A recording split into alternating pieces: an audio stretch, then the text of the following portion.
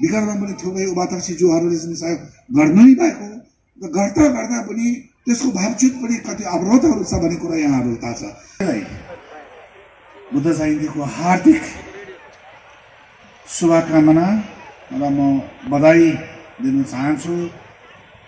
संसारमा बुद्ध जयन्ती मनाइरहेको छ, तर हामीले यहाँ लुम्बिनीमा मनाएको बुद्ध जयन्ती चाहिँ अलिकति फरक हिसाबले चाहिँ हेर्नुपर्छ जस्तो लाग्छ। किनभने जहाँ गौतम बुद्ध जन्मिनु भएको छ, हामी त्यही प्राङ्गणमा बसेर बुद्धको समक्ष हामीले सराहना गाएर हामीले बुद्ध जयन्ती मनाइरहेको छ।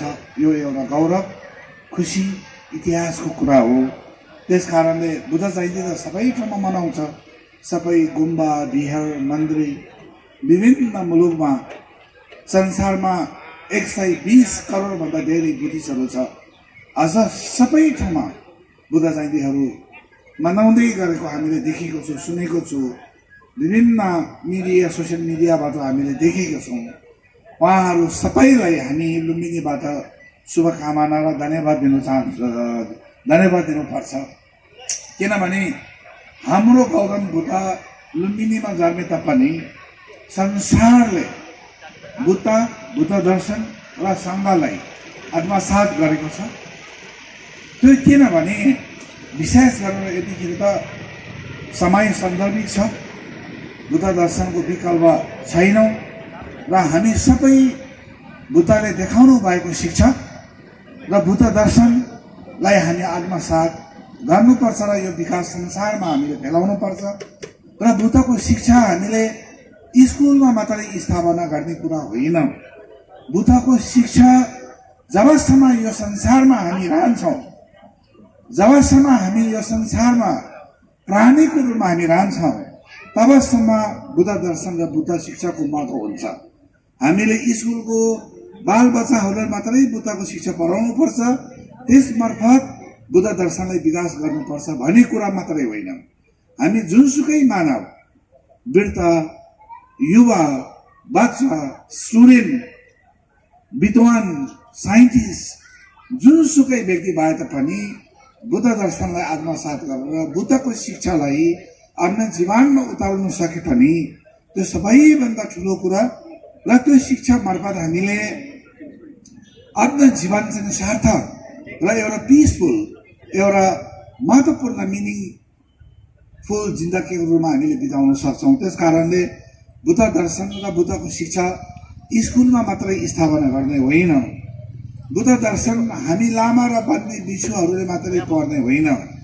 बुद्ध दर्शन शान्ति प्रेमी मात्रले पढ्ने होइन।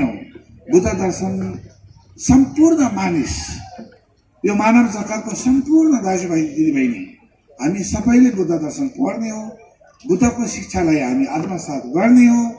बुद्धले देखाउनु भएको बाटोमा हामी लागेपछि शान्ति, पिस, खुसी भनेको कुरा व्यक्तिबाट विस्तार भएर विकास हुँदै जान्छ र गाउँ टोल छिमेकीदेखि लिएर देश विदेश र संसारमा हामीले बुद्ध दर्शनको विकास गर्नु सक्छौँ। बुद्ध दर्शन हामीले स्थापना गर्न सक्छौँ।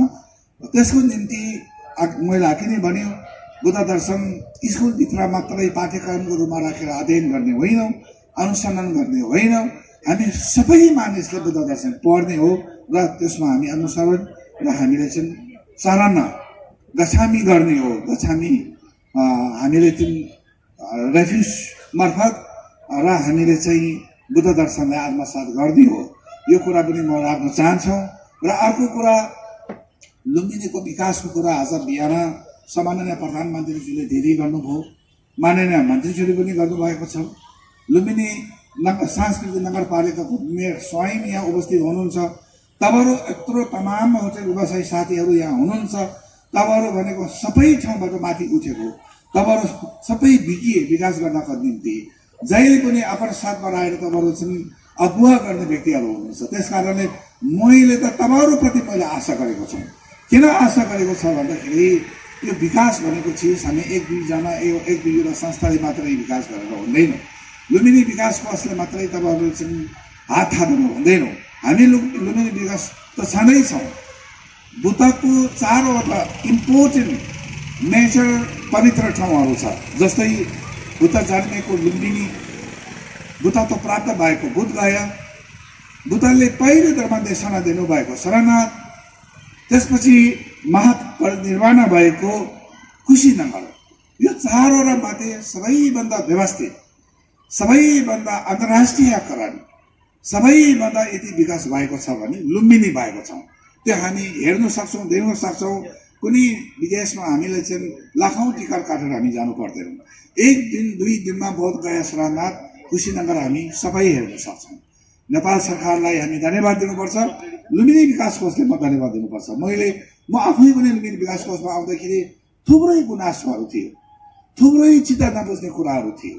जब म भित्र आएँ, यहाँको बाहिर बाटो घेराबन्दी, भित्रको प्रशासन, विभिन्न खालको अब्स्टिकलहरू, विभिन्न खालको चाहिँ बाधा व्यवधानहरू, विभिन्न खालको चाहिँ यो जुन खालको अवरोधहरू जब देखिसकेपछि यो विकास यति सजिलो छैन। तर पनि नेपाल सरकारले जुन 35-40 वर्षमा यहाँसम्म लिएर आयो लुम्बिनीलाई, जुन हिसाबले अन्तर्राष्ट्रियकरण गर्यो, जुन हिसाबले बुद्धिस्टहरूको निम्ति संसारबाट विभिन्न बौद्धिस्ट देशहरूको प्रतिनिधिहरूले हामीले स्वागत गरेर हामीले चाहिँ जग्गादेखि लिएर हामीले फेसिलिटेट गर्यो। यो सामान्य कुरा होइन, सामान्य कुरा होइन। तपाईँ बोधगया जाउँ, त्यो पनि विश्व सम्पदा सूचीमा परेको होल हेरिटेज पवित्र ठाउँ हो। त्यसपछि सरनाथमा जाउँ, बुद्धले पहिलोचोटि धर्मदेशना दिनुभएको पवित्र ठाउँ। त्यसपछि हाम्रो यहीँ 2-3 घण्टामा पुग्ने कुशीनगरमा जाउँ, लुम्बिनी जस्तो कहीँ पनि छैन। त्यस अर्थमा नेपाल सरकारलाई हामी धन्यवाद दिनुपर्छ, लुम्बिनी विकास कोषलाई हामी धन्यवाद दिनुपर्छ। र साथै फेरि लुम्बिनी विकास कोष र नेपाल सरकारले मात्रै यहाँसम्म लिएर आएको होइन, अन्तर्राष्ट्रिय जगतको international Buddhist कम्युनिटीहरूको initiative, international Buddhist कम्युनिटीहरूको विद्वान र उहाँहरूको चाहिँ ठुलो ठुलो गुरु र मन्दिरज्यूहरूको योगदानले पनि यहाँसम्म पुगेको हो। यहाँको सम्पूर्ण होटल व्यवसायी, यहाँको सम्पूर्ण स्थानीयको सहयोगले पनि यहाँसम्म पुगेको हो। यहाँको स्थानीय सरकार, प्रदेश सरकारले पनि मैले के भनेको छ भने तपाईँहरू प्रत्यक्ष रूपमा हामीसँग सहकारी गर्नुहोस्। लुम्बिनी विकास कोषको 2042 सालको ऐन छुट्टै हिसाबले छ, त्यो ऐनले चिन्दैन। तर ऐनले नचिने तापनि हामी प्र्याक्टिकल रूपमा हामी सहकारी गर्न सक्छौँ। स्थानीय सरकार, प्रदेश सरकार, केन्द्र सरकार, लुम्बिनी विकास कोष, पर्यटन मन्त्रालय हामी एकजुट भएर यो लुम्बिनीलाई चाहिँ माथि उठाउनको निम्ति, अन्तर्राष्ट्रियकरण गर्नका निम्ति र अघि उहाँ म्यामले पनि भन्नुभयो, गुरुकुलको म्यामले पनि यस्तो खालको कार्यक्रम हामीले बुद्ध जयन्ती मात्रै पर्खिनु पर्दैन। यस्तो खालको चाहिँ कार्यक्रम हामीले वर्षमा 3-4-5-6 चोटिसम्म हामीले गर्न सक्यो भने हामी लुम्बिनी विकास कोषले जहिले पनि तपाईँहरूको समर्थन, जहिले पनि तपाईँहरूले लिएको प्रस्तावमा हामी कहिले पनि त्यसलाई अस्वीकार गर्दैनौँ। हो, जब यो जुन गुरु योजनाको कुरा हुन्छ, त्यस्तै गरेर मास्टर प्लानको कुरा र यो जुन सिभिल गार्डनको कुरा हुन्छ, त्यो एउटा सेन्सिटिभ कुरा हो।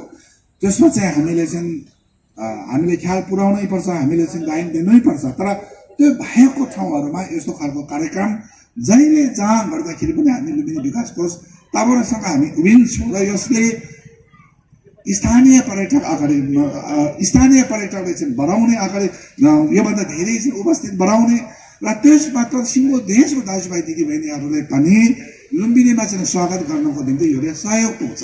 र हामी लुम्बिनी विकास कोष, हामी पदाधिकारीहरू कहिले पनि तपाईँहरूको चाहिँ विचारलाई, तपाईँहरूको चाहिँ प्रस्तावलाई, तपाईँहरूले चाहिँ ल्याउनु भएको जुन यो खालको चाहिँ राम्रो कुराहरू हामी कहिले पनि त्यसलाई अस्वीकार गर्दैनौँ। हामी जहिले पनि तपाईँहरूसँग मिलेर काम गर्ने इच्छा छ र हामी गर्छौँ। व्यक्तिगत रूपमा भन्ने हो भने म 4000 मिटरको हिमालको फेदीमा जन्मेको मान्छे, यो तात गरम खाएर मैले काम गरिरहेको छु। हाम्रो बसाइ भनेको 2-4 वर्षको कुरा हो। यो 2-4 वर्षमा हामीले कम्तीमा पनि लुम्बिनीमा एउटा इतिहास, लुम्बिनीमा हाम्रो जीवनको यात्रामा एउटा चाहिँ हामीले सेवा गर्नु सकोस् भन्ने भावले हामी यहाँ आएको हो। यो हिसाबले हामीले यो पोजिसनमा आएको हौँ। कुनै यहाँबाट कमाऊ, कुनै यहाँ चाहिँ अलिकति चाहिँ तपाईँको चाहिँ विकृति विसङ्गतिहरूलाई अझै पनि अगाडि बढाउँ, त्यस्तो कुनै मान्छे होइनौँ। हामी आफै पनि बुद्धिस्टको गुरु, हामी आफै पनि बुद्धिस्टको एउटा चाहिँ मसल भएको कारणले आफ्ना जीवनको यात्राको कुनै भाग चाहिँ छुटाएर लुम्बिनीले चाहिँ सेवा गर्न सकोस्, बुद्ध र बुद्ध दर्शनले विकास गर्न सकोस्। र हामी त्यत्रो चाहिँ उचाइ हिमालमा जन्मेको मान्छे, यस्तो चाहिँ दिन रात खटेर काम गरेको यहाँहरूले चाहिँ देख्न सक्नुहुन्छ। यहाँहरूले यो कुराले महसुस गर्नुपर्छ, यो कुराले तपाईँहरूले रियलाइज गर्नुपर्छ। म आइसकेपछि यो 20-21 महिनाको बिचमा कति बाहिर भित्रको अवरोधहरू थियो, अवरोधहरूको बावजुद पनि अहिलेसम्म कति धेरै पूजाहरू भयो, कति धेरै आध्यात्मिक वातावरणहरू बन्यो, कति धेरै संसारको डिग्निटीहरू यहाँ आयो। गुरु योजनाको विषयमा हो भने हामीले यति धेरै अगाडि बढाएको छौँ। त्यस कारणले यहाँहरू म के निवेदन गर्न चाहन्छु भने लुम्बिनी विकास गर्दै लुम्बिनी विकास कोषले मात्रै सक्दैन, स्थानीय सरकारले मात्रै सक्दैन, प्रदेश सरकार र सङ्घीय सरकार मात्र सक्दैन। लुम्बिनी विकास गर्नको निम्ति सबैभन्दा ठुलो कुरा अन्तर्राष्ट्रिय इन्टरनेसनल बुद्धिस्ट कम्युनिटीलाई हामीले स्वागत गर्न सक्नुपर्छ। इन्टरनेसनल बुद्धिस्ट कम्युनिटीलाई हामीले वातावरण बनाउनुपर्छ। उहाँहरू यहाँ आउँदाखेरि विभिन्न खालको चाहिँ अब्स्टिकलहरू अवरोधहरू हामीले चाहिँ यहाँबाट चाहिँ हटाउनुपर्छ। र जब इन्टरनेसनल कम्युनिटी 1 अरब 20 करोडभन्दा धेरै बुद्धिस्टहरू हामीले चाहिँ यहाँ स्वागत गर्न सक्छौँ, तब मात्रै लुम्बिनीको विकास, त्यसपछि मात्रै चाहिँ आध्यात्मिक वातावरण, त्यसपछि मात्रै हामीले यो एउटा चाहिँ लिभिङ हेरिटेजको रूपमा हामी हेर्न सक्छौँ। त्यस कारणले म यहाँहरू सबैले फेरि पनि निवेदन गर्न चाहन्छु, तपाईँहरू स्थानीयको ठाउँ हो, यो तपाईँहरू स्थानीयको सम्पत्ति हो। यसको संरक्षण, यसको विकास सबै ठाउँमा तपाईँहरूको उर्वस हुनुपर्छ। यो राम्रो कुरामा यहाँहरूको पोजिटिभ भूमिका निर्वाह गर्नुपर्छ। त्यो बिना हामी टाढोबाट 1-2 वर्ष आएर सपना जस्तो नाटकीय रूपले हामीले विकास गर्न सक्दैनौँ। नाटकीय रूपले हामीले आजको भोलि यो ठुलो परिवर्तन हामीले ल्याउन सक्दैनौँ।